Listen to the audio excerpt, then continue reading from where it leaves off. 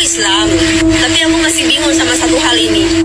Kan manusia yang pertama diciptakan itu kan laki-laki yang pertama diciptakan itu kan Adam. Terus perempuan yang pertama diciptakan itu Hawa. Kemudian mereka menikah, terus mereka punya keturunan.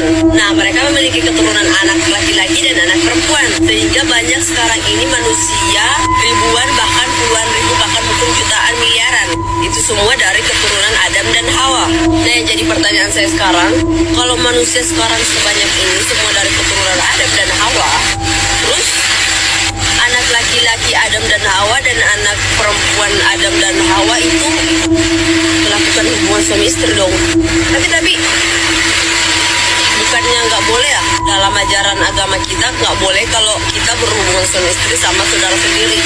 Itu gimana sih? Tolong dong, ada yang bisa jelasin guys? Oke, kita akan jawab pertanyaan dari ibu-ibu ini karena kebetulan videonya viral banget. Sedikit yang menjelaskan, takut banyak yang gagal paham. Oke, bismillahirrahmanirrahim. Biar nggak disclaimer, sedikit penjelasan bahwa Allah menurunkan nabi dan seluruh nabi yang Allah turunkan memiliki syariatnya masing-masing. Syariat itu apa? Tujuan daripada syariat ini jalbil masalih wa dar'il mafasid. Mendatangkan kemaslahatan, meninggalkan kemadaratan. Mendatangkan kebaikan, meninggalkan keburukan. Itu tujuan daripada syariat yang Allah turunkan kepada seluruh nabi. Pun berikut dengan Nabi Allah Adam, Idris, Nuh, Hud, Soleh, sampai nabi kita Nabi Muhammad itu punya syariat. Syariat nabi kita ini dijelaskan dalam surat An-Nisa, kan tidak diperbolehkan nikah dalam sedarah. Adik nikah sama kakak, kakak nikah sama adik. Kok bisa-bisanya di zaman Nabi Allah Adam boleh nih pernikahan seperti itu? Ada alatnya. Anallaha ta'ala qad syara'a li Adam alaihi salam ayyuzawwizu banatahu min banihi li daruratil hal. Karena adanya darurat.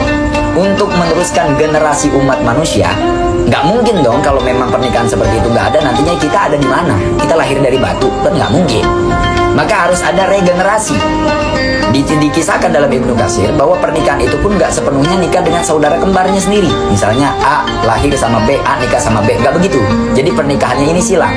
Gini biar kita paham. Qabil punya saudara kembar namanya Iklimia atau Iklima. Habil punya saudari kembar. Saudari yang maaf bukan saudara, saudari kembar namanya Layuza atau Labuda. Nah, saudari kembarnya Habil yang namanya Labuda nikah dengan Qabil. Saudari kembarnya Qabil, Iklima, nikah dengan Habil. Pun begitu seterusnya.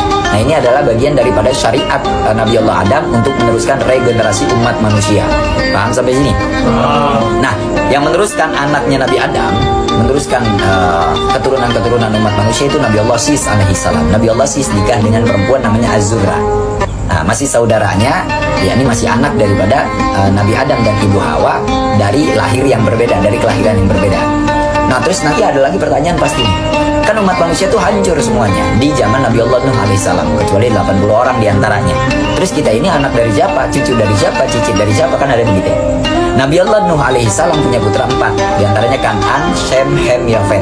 Kan'an tenggelam, mati, durhaka kepada Nabi Allah Nuh. Tinggal 3, Sam, Hem, dan Yafet. Maka kita diantara putra Nabi Allah Nuh, entah itu Shem, Hem, ataupun Yafet.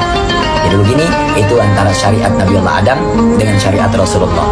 Itu berbeda-beda, tergantung fungsionalnya pada kondisi saat itu seperti apa. Paham kira-kira? Nah, jadi inilah penjelasan daripada pertanyaan ibu-ibu itu. Mudah-mudahan ada yang benar datangnya dari Allah, salah datang dari diri sendiri. Kalau kurang tepat boleh ditulis di kolom komentar. Wallahu a'lam bishawab.